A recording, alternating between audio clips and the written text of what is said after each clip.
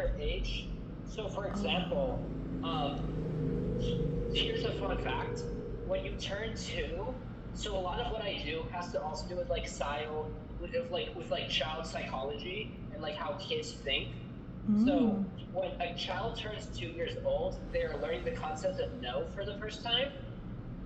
Mm. Yep. And when a child is five, they are learning the concepts of lying.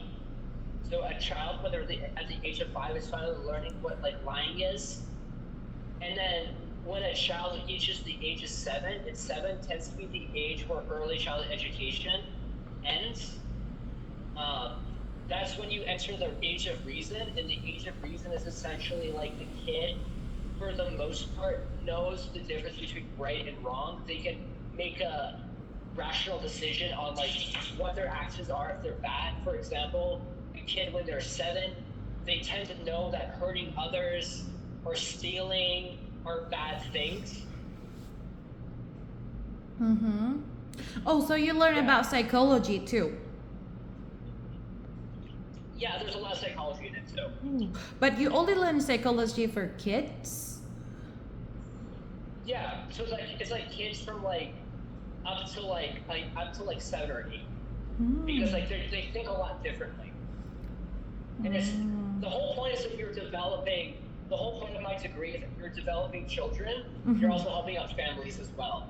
Mm. So So how did you learn about like how long can kids focus on something?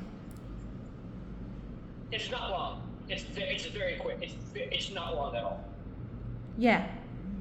I heard that it's just Yeah, around like 15 minutes and then you need to change to let them do something else. So it's hard to teach yeah. kids in like pre-kindergarten. It's hard, but a good thing to help is that there's something where a lot of kids You need. naturally will use motion Mm-hmm. to think. So, for example, when kids are the reason why kids are very like restless and they move a lot is because they're trying to think, and it's hard for them to stay still. But you can actually use that to your advantage. So, for example, when you learn, it's very rhythmic. So, when you're thinking and when you're learning, it's a very rhythmic process, and you can use that to help kids think and remember information. Mm.